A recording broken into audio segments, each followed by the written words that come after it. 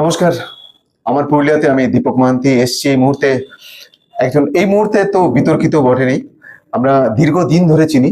আমার সামনে রয়েছেন জয় ব্যানার্জি, জয়দা। আমরা সবাই জয়দাকে এক ডাকে গোটা পুরুলিয়া ডিস্ট্রিক্টের সবাই চিনি। শাসক দলের অন্যতম একজন ভালো নেতা এবং দীর্ঘদিন ধরে এই দলটা করেছেন। দলটা দীর্ঘদিন বলতে গেলেও আবার ভুল হয়, একদম জন্মলগ্ন থেকে তৃণমূল কংগ্রেসের সাথে যুক্ত। তখন কেউ ছিল না তৃণমূল কংগ্রেসে, তখন জয় ব্যানার্জি এখানে একা হাতে ওরা পুরুলিয়ার সংগঠন সামলেছেন। তার আগে ছাত্র পরিষদ করতেন, তার আগে যুব কংগ্রেসের নেতা ছিলেন। দীর্ঘদিন মমতার সফর সঙ্গী, ছায়া সঙ্গী ছিলেন অন্তত এই জায়গাগুলোতে। এবং মাওবাদীর আক্রমণের সময় তার বারবার ধরে তিনি সাহস করে বিভিন্ন জায়গায় ছুটে গেছেন। তো সেই জয় ব্যানার্জিকে হঠাৎ করে আজকে অপসারণ করা হয়েছে। দুদিন আগে হঠাৎ করে মেন্টর পদে ছিলেন, হঠাৎ করে অপসারণ হয়েছে এবং তিনি কিছুই জানতেন না। সামনে আছেন জয়দা, আজকে জিজ্ঞেস করবো কেন হঠাৎ করে এই পদের অপসারণ, কি হয়েছে এবং কি কারণে, কার জন্য এটা হলো, সবকিছু জয়দা খোলাখুলি বলবেন।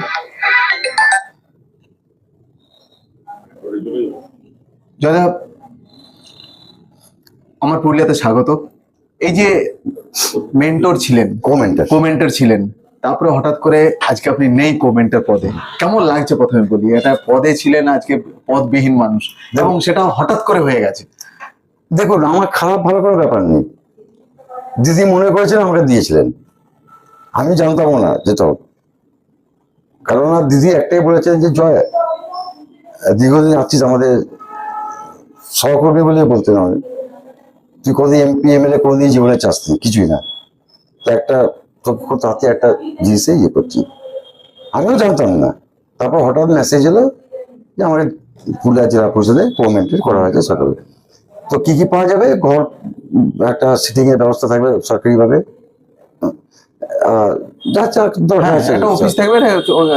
ঘটনা কিন্তু কিছু পাওয়ার আশায় হলে আমি আজকে সেন্ট্রাল গভর্নমেন্টের রেলে একটা ভালো চাকরি করতাম। লোকের চাকরি ফাকরি কিছু পাওয়ার আশায় আসে দল করতে, কিন্তু আমি সেটাকে ছেড়ে দিয়ে, পদত্যাগ করে, রিজাইন দিয়ে আমি এসেছিলাম তৃণমূল কংগ্রেস করতে। তখন আমি তৃণমূল জেলা যুব সভাপতি ছিলাম, তখন দিদি পশ্চিমবাংলার সভা নেত্রী ছিলেন। তো অতএব কিছু পাওয়ার আশায় না। আর দেখুন, আমি তৃণমূল কংগ্রেসের একজন কর্মী, দিদিকে জানি, দিদি জন্য আজকে আমার সম্মান মান সব ওনার জন্য। তো ঘটনা হচ্ছে, খারাপ লাগে যে আস্তে আস্তে দলটা কিছু খারাপ মানুষের হাতে চলে যাচ্ছে, তো সেগুলো তদন্ত করা দরকার। না, হঠাৎ করে অপসারণের কারণটা কি? অপসারণ হঠাৎ একটা মেসেজ এলো যে একজন সদয় মাতার কথা বলছি, আমি তাকে শুভেচ্ছা জানাচ্ছি যে এসছে, আমার কোনো রাগ ক্ষোভ কিছু নেই, এসছে। কিন্তু ঘটনা হচ্ছে, একটা সিস্টেমেটিক করেছে হলে ভালো হতো। কিরকম? আমার পুরুলিয়া জেলার একটা সাংগঠনিক সংগঠন আছে তৃণমূল কংগ্রেস, তার জেলা সভাপতি হচ্ছে সোমেন বেলতরিয়া, আরো সবাই আছে। আমি হচ্ছি পুরুলিয়া জেলা তৃণমূল কংগ্রেসের সিনিয়র ভাইস প্রেসিডেন্ট, আরো সবাই পদে আছেন, নানা রকম পদে আছেন, একটা সংগঠন আছে। এটা করার আগে তো জেলার সাথে আলোচনা করতো। কেন শুনুন, আমি 7 বছর এই পদটায় আছি, আমার নামে কোনো দুর্নীতি অভিযোগ কেউ আছে তাহলে চ্যালেঞ্জ করে দিলাম। দুর্নীতির অভিযোগ কেউ যদি 10 টাকার আমার নামে দিতে পারে, যা বলবেন আমি মেনে নেবো। কিন্তু অনেকেই বলে যে কোমেন্টার পদটা জাস্ট জয় ব্যানার্জিকে দেওয়া হয়েছিল এটা খুশি করার জন্য, কোমেন্টারের কোনো কাজ নেই এখানে, এবং জাস্ট এটা খুশি করার জন্য, যে পার্টি এটা খুশি হয়ে দিয়েছিল। তবে অনেকেই, আপনার দলেরই অনেকে খুশি হয়েছে ব্যাপারটাতে, যে গেছে পদটা ভালো হয়েছে। না, ঘটনাটা সত্যি কথা। আমার কোমেন্টার বা মেন্টার করে সাইনিং অথরিটি নেই, আর যদি সাইনিং অথরিটি না থাকে তো যে কেউ দুর্নীতি করে আমি তো কিছু করতে পারছি না। কারণ প্রতিটা সরকারি মিটিং এ আমাদের প্রোটোকলে থাকি, আমাদের যা বক্তব্য বলি, ওখানে যা সাইন করা হয়। কিন্তু ধরুন কোনো টেন্ডার হচ্ছে, লাখ লাখ কোটি টাকা টেন্ডার হচ্ছে, আমি বুঝতে পারছি এটা ঠিক হচ্ছে না, সঠিক পদ্ধতিতে হচ্ছে না, কারণ গভর্নমেন্টের প্রচুর টাকা নষ্ট হয়ে যাচ্ছে। তো আমার যে সাইন হতে, যাতে আমি সাইন করতাম না, তাহলে সেটা হতো, আবার নতুন করে হতো। কিন্তু আমি মুখে বলছি, তারা অ্যাভয়েড করে যাচ্ছেন। তো এটা আমি উপরে জানিয়েছিলাম। আপনাদের বলে দিই, এই যে পিরিয়ডটা, যেটা তার আগের যে পিরিয়ডটা, মানে 5 বছর যেটা আগে ছিল, তখন মিটিং এর পর আমি ব্যাপক ইয়ে করেছিলাম। তখন ডিএম ছিলেন রাহুল মজুমদার, আমি 2 বছর ওপেন টু অল করে দিয়েছিলাম টেন্ডার, লড়াই করে। ওই কোনো পার্সেন্টেজ সিস্টেমে কোনো কাউকে দেওয়া যাবে না, এটা দল অত লোকে বলে না, দল বিরোধী না, আমি দলটাকে বাঁচাবার জন্য বলছি। কারণ দেখো, সব জিনিস দিদির পক্ষে করা সম্ভব না। কিন্তু আপনি মানছেন তার মানে জেলা পরিষদের একটা ব্যাপক দুর্নীতি হচ্ছে? দেখুন, আমি তো দুর্নীতি কথাটা বলবো না, আমি একটা কথা বলবো, জেলা পরিষদের টেন্ডার নিয়ে যে কাজ হচ্ছে সেটা সঠিক না। এটা আমার দলের ভাবমূর্তি নষ্ট হচ্ছে, সরকারের ভাবমূর্তি নষ্ট হচ্ছে। এবার যে বলেন কিভাবে হচ্ছে, আপনি বলুন না, আমাকে যদি দেখতে চান সব দেখিয়ে দেবো। 0.1%, 0.2%, 0.5% টেন্ডার দেওয়া হচ্ছে। কেন? তা আমার সরকার টাকা কত নষ্ট হচ্ছে? মিনিমাম মানে পিডব্লিউডি নিয়ম অনুযায়ী, পিডব্লিউডি রুলস অনুযায়ী মিনিমাম 15 বা 20% কাজ দেওয়া হচ্ছে। তো আমি যাকে 1% দিচ্ছি কাজ, তা কত টাকা চলে যাচ্ছে, সরকারের লস হচ্ছে, কত টাকা গভর্নমেন্ট। তো আমি ওখানে চেয়ারে বসে আছি, দিদি আমাকে বসিয়েছেন, আমি মানছি আমার কোনো ক্ষমতা ছিল না গভর্নমেন্টে। কিন্তু আমি পশ্চিমবাংলার ব্যাপারে একমাত্র পুরুলিয়া জেলা আমি প্রমাণ করেছি যে গভর্নমেন্টের সাইনিং অথরিটি না থাকলেও যদি দুর্নীতি হয় সেটাকে বন্ধ করার জন্য সে সাকসেস হবে, আর সেটা আমি করে দেখিয়েছিলাম। এক ডাকে তৃণমূলের সবাই আপনাকে চেনে গোটা পুরুলিয়াতে এবং হ্যাঁ, আপনি পশ্চিমবঙ্গে প্রত্যেকটা- চেনে সবাই। হ্যাঁ, এই পুরুলিয়ার বুকে এবং প্রত্যেকটা জায়গাতে আপনি প্রত্যেকটা মিটিং অ্যাটেন্ড করতেন। আপনাকে মমতা ব্যানার্জি খুব ভালোবাসতেন, বাই নেমে ডাকতেন, জয় আমার সহকর্মী বলে সম্বোধন করতেন। হঠাৎ করে এই একটা ছোট পদ মেন্টর, সেটাও আপনাকে রাখা হলো না। আপনি অসম্মান ভাবছেন না যে এটা প্রচন্ড অসম্মানিত হলেন এত দিন ধরে? এবং আপনার পরে পরে যারা তৃণমূলে এসেছে, অনেক পরে পরে এবং অন্য দল থেকে এসেছে, তারাও আপনার উপরে রাজ করছে, অথচ আপনি জয় ব্যানার্জি চুপচাপ বসে থাকবেন? এটা না, দেখুন, দলটা তো আমার নিজস্ব সম্পত্তি নয়। দিদি মনে করেছেন আমাকে দিয়েছেন, আমার এখনো সন্দেহ আছে যে দিদি এই ব্যাপারটা জানে কিনা। কারণ কলকাতাতে ফোন করা হয়েছিল, সেখান থেকে জানানো হচ্ছে আমাদের কাছে কোনো খবর নেই। তারা ফোন করেছিল সেক্রেটারিকে, পঞ্চায়েত মন্ত্রী। আপনার ছোট্ট একটা কথা বলছি, প্রদীপ মজুমদার আমাদের পঞ্চায়েত মন্ত্রী, তিনি যে প্রধান কাজে নেমে বলছে গভর্নমেন্টের তো কোনো পদ নেই রবীন্দ্র ভবনের মিটিংয়ে, চিন্তা করুন। তিনি আমার পশ্চিমবাংলার মন্ত্রী, তার দপ্তরে আমার পশ্চিমবাংলার মুখ্যমন্ত্রীর গভর্নর বা তাদের সাইন নিয়ে আমাকে কমেন্টার বা মেন্টার করা হয়েছে তা থেকে, সেটাও কিন্তু আমার মন্ত্রী জানেন না। তিনি হচ্ছেন আমার পশ্চিম, মানে এটা দুঃখজনক ঘটনা। যখন আমি বললাম যে আপনি যদি প্রধানমন্ত্রী, তো আপনি বলছেন না আমি জানি ওটা দিদির টেবিলে। আমার তো এখনই বলছেন নেই, দিদির টেবিলে পড়ে আছে। ঠিক আছে, উনি বলে গেলেন আজকে এই 6-7 মাস আগে রবীন্দ্রভারত মিটিং করতে, সরকারি মিটিং। সেদিন যখন বালি নিয়ে আলোচনা হচ্ছে, তখন আমি মাইক নিয়ে বললাম প্রদীপ মজুমদারকে যে আপনি পঞ্চায়েত মন্ত্রী, দিদি পুরুলিয়া জেলার জন্য এত কিছু করেছেন। আজকে আমার ইউনিভার্সিটি করে দিয়েছেন, মেডিকেল কলেজ পশ্চিমবাংলার ভেতরে সেটা করে দিয়েছেন। আজকে অযোধ্যা পাহাড়ে ওখানে কেউ যেতে পারতো না, মাওবাদী অত্যাচার লক্ষ লক্ষ আমাদের ইয়ে আসছে। একদমই। আজকে রাস্তাঘাট চকচক সব করে দিয়েছেন, সব করে দিয়েছেন। তো তো আজকে এত কিছু করার পরেও আমরা ভোটে হারছি কেন? লোকসভা নির্বাচন এত খারাপ হলো কেন? বিধানসভা নির্বাচন এত খারাপ হলো কেন? তারপর চিন্তা করুন, যেখানে আমরা ক্ষমতায় আছি সেখানে আমরা ব্যাপকভাবে গেছি। তাহলে এই দুর্নীতিটাকে আমি আটকাবার জন্য চেষ্টা করছি, যে অনেকে ভালোভাবে নিতে পারেনি। আমি তো বলেছি দুর্নীতি আমি হতে দেবো না। আমার কার বিরুদ্ধে দিকে আঙুল তুলছেন? মানে এটা আমি ব্যক্তিগত বললাম, যে দুর্নীতি করুক তার বিরুদ্ধে আনা। মানে এটা কি সভাপতি সহসভাপতি সবাই কি আপনার মানে টার্গেটে? না, আমি আমার টার্গেটে কেউ না, তারা সবই আমার সহকর্মী। কিন্তু দলের নাম করে আমি কোনো কাটমানি কাউকে খেতে দেবো না, এটা আমার ছোট প্ল্যান। আপনি সোমেন বেলথরিয়ার ঘরের মানুষ, মানে কাশীপুরের মানুষ, রাজনীতি করে ঘরে মানুষ বলতে না। সভাপতি, আমি সিনিয়র সে জেলা সভাপতি, তার উপস্থিতিতেই আপনার এটা চলে গেল কমেন্ট। খুব দুঃখজনক ঘটনা, সেটা তো সিস্টেম। আমার জেলা সভাপতি জানে না, আমার কেউ জানে না, আমার সরকারের ডিএম যারা আছে আমার মনে হয় তারাও জানে না, আমার দলের কেউ জানে না। খালি 2-3 জন যারা কিছু থেকে কলকাতা গেছিল, সেখানে গিয়ে কি ঘটনা করেছে আমি জানি না, তারা আশা করে জিনিসটা। তো আমার এটা অ্যাকচুয়ালি পলিটিক্যালি, আমি নাম বলছি না, রাজ্যের সবচেয়ে পাওয়ারফুল এবং আমার দলের তৃণমূল কংগ্রেসের রাজ্যের নেতৃবৃন্দ, তারা আমাকে মেসেজ করেছে যে আফসোস, অবাক লাগছে এটা কি করে হলো। সবচেয়ে বড় কথা, আমার পশ্চিমবাংলার পঞ্চায়েত মন্ত্রী তিনি জানেন না মেন্টার আছে কিনা। প্রথম কথা, তার মানে বলতে চাইছেন পুরুলিয়ারই 2-1 আছে যারা কলকাতা নেড়েছে, যারা কলকাতায় যে কলকাতাটা নেড়েছে। কারণ আমি থাকলে এই যে দুর্নীতি হচ্ছে পঞ্চায়েত জেলা পরিষদে, আমি বলছি সেটা তাদের খারাপ, তাদের চাকরি থাকলে তাদের অসুবিধা হচ্ছে। কারণ আমি যে আপনাদের বললাম এখনই, এই যে পার্সেন্ট হচ্ছে, আচ্ছা আপনারা বলুন না, পশ্চিমবাংলায় এখন এখন একটু একটু বেড়েছে। যদি আমাদের সরকারি মিটিং হলো সার্কিট হাউসে, সেদিন দেখা গেলো পুরুলিয়া জেলার 4র্থ নম্বরে পয়সা খরচা করতে। কেন? পয়সা ছিল। তা কেন ডেভেলপমেন্টে পয়সা, জেলা পরিষদ পয়সা কেন আটকে ছিল?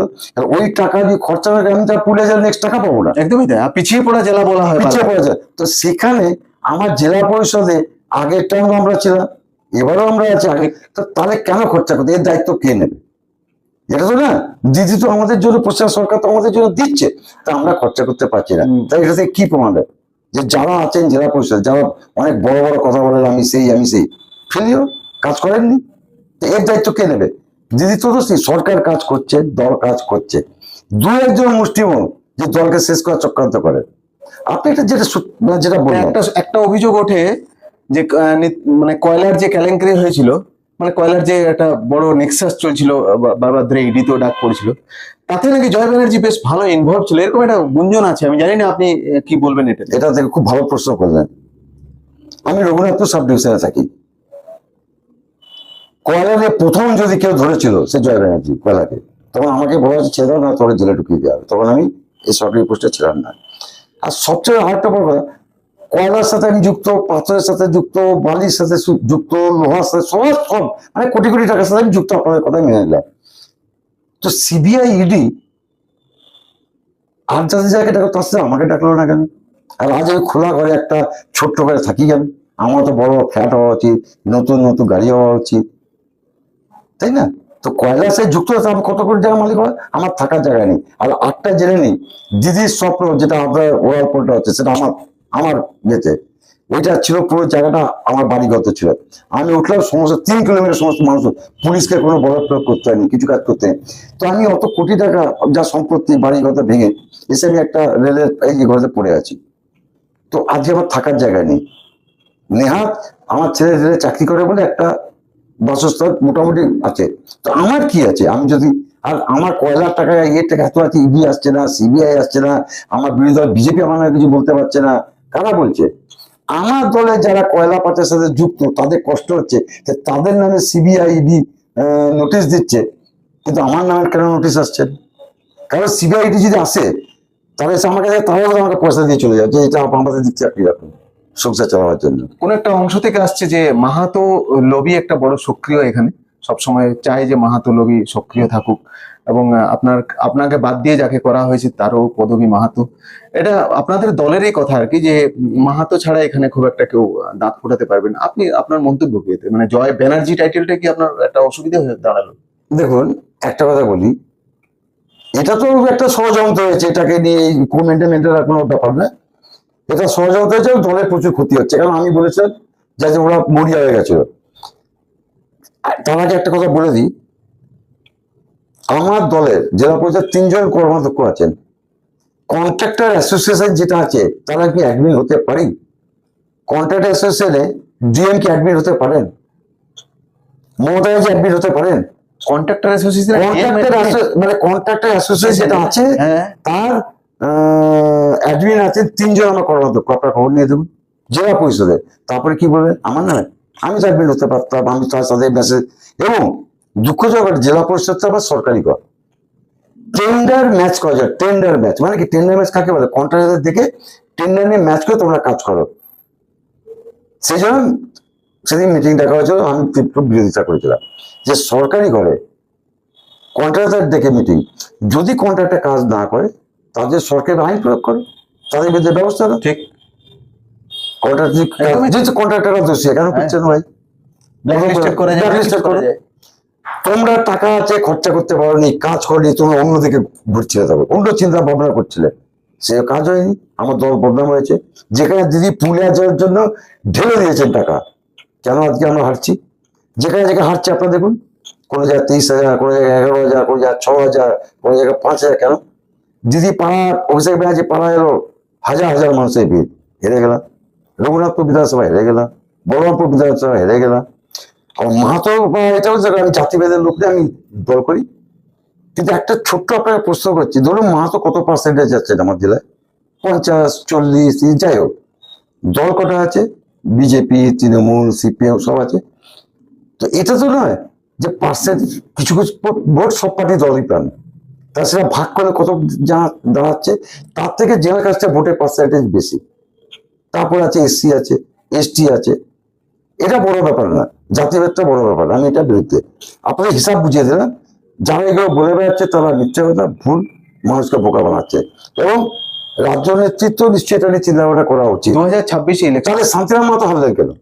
যে মাহাতো হয়, ওদিকে জ্যোতির্ময় সিং মাহাতো, এদিকে শান্তিরাম মাহাতো, ওদিকে নেপাল মাহাতো, তাই তো? তো তিনজনই মাহাতো। তো তিনজন মাহাতো মধ্যে তো ভোট কাটাকাটি হয়ে গেল মাহাতো মাহাতো। তাহলে তার সাথে আর লাভ কি হয়? আবার অজিত মাহাতো আছে। তার লাভটা কি? সেখানে যদি একটা জেনারেল কাস্ট নিতে ঢুকে থাকতো কোনো দলে, পুরো জেনারেল কাস্টের ভোটটা আমরা পেয়ে যে দলই তো সে পেয়ে যেত। জ্যোতির্ময় সিং মাহাতো আগে 2 লাখ ভোটে, মাত্র 17,000 ভোটে। তো মাহাতো ক্যালকুলেশনটা যদি সত্যি হয়, অতএব মাহাতোরা প্রচুর সংখ্যা আমাদের দলে আছেন। আর আমি সবচেয়ে বিরোধী এই মাহাতোকে। আমরা সবাই মানুষ, যেমন হিন্দু মুসলমান। অনেকে বলছে যে পুরুলিয়াতে 3-4টে গোষ্ঠী আছে আপনাদের দলের, দেখুন, এবং এখন 2-3টে গোষ্ঠী এক হয়ে গেছে, এবং আপনারা তার বিরুদ্ধ গোষ্ঠী হচ্ছে। না, গোষ্ঠী পোষ্ঠী আমি বিশ্বাস করি না। আমি মনে করি একটা ঘরে যে 5টা ভাই থাকে, খটাং খাটাং হাটাং হাটাং হবে, কিন্তু সেই ঘরে বাবা বা মায়ের যে মৃত্যু হয়, যখন তাদেরকে শ্মশানে নিয়ে যেতে হয়, 5 ভাইয়ের ভেতর যতই লড়াই থাকুক, তাদেরকে সবাইকে একসাথে শ্মশানে যেতে হয়। অতএব আমাদের দলে যাই হোক, লড়াই করার সময় আমরা সব ঐক্যবদ্ধ কিন্তু লড়াই করি। জয় ব্যানার্জি তো বলি হয়ে গেল এই গোষ্ঠীর। না, বলি আমার কোনো দুঃখ নেই, কারণ সবচেয়ে বড় কথা, আমি জীবনে কোনোদিন কিছু নিজে পাওয়ার জন্য কিছু করিনি। আমি দলের জন্য, দিদির জন্য, দলের জন্য করে। একটা প্রমাণ আপনাকে বললাম, আমি রেলের চাকরি। 2026 ইলেকশন খুব সামনে আর কি, আগামী বছর। এখন যদি ঠিক মার্চ, মতো এপ্রিল। যদি তদন্ত না করে রাজ্য থেকে, ও কোনো সংস্থাকে দিয়ে হবে না। না, আপনি কি ভাবছেন পুরুলিয়া এরকম যদি চলতে থাকে? তাহলে আমাদের অবস্থা, আমরা জিতবো 2026-এ, কিন্তু এই অবস্থা যদি চলে, সে কালিদাসের গল্প আছে, যে ডালে বসে সেই ডাল কাটছে, আমাদের সেই অবস্থা হবে। দিদিকে বা আমাদের অভিষেক ব্যানার্জিকে বা রাজ্য সভাপতি যে আছেন বলছে, তাকে ব্যবস্থা নিতে হবে। ওখান থেকে সিআইডি পাঠানো হোক, ওখান থেকে তদন্ত করতে পারো। তাহলে এসে থাকুন, তদন্ত করুন, কি আমার থাকলে দল বাঁচবে, কারা থাকলে দলের ক্ষতি হবে। কারণ আমি নেতা, আমি পেছনে পেছনে বালি ব্যবসা করব, আমি নেতা, লোকের কাটমানি খাবো। কজন, বেশি না, 2-4 জন। অত 2-4 জনের জন্য একটা দল ক্ষতি হয়ে যায়।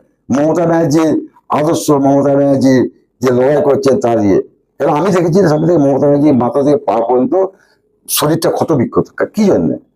আজকে কত মা তার ছেলেকে হারিয়েছে, কত বউ বিধবা হয়েছে, কত মানুষ কষ্ট করে সিপিএম তৃণমূল কংগ্রেস করেছিল, এগুলো দেখার জন্য।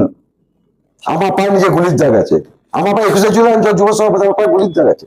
তোকে কিছু পাওয়ার জন্য সবচেয়ে তো আমি দাবি করতে হবে আমাকে মন্ত্রী করা হোক। আমাকে আমি হাত করে লাইট করে দিদিকে বলিনি, বলুন না।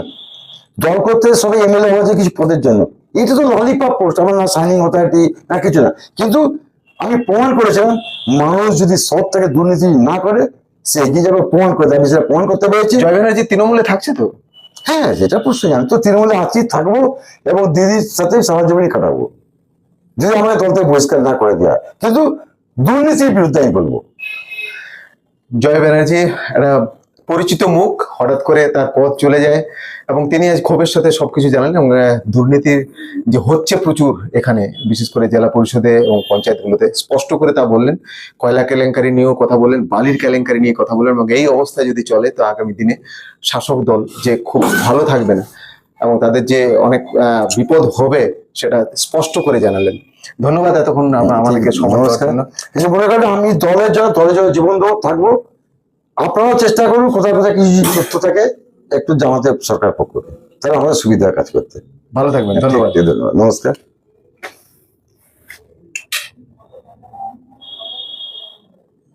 সঙ্গে ফোন করে নিশ্চয়ই।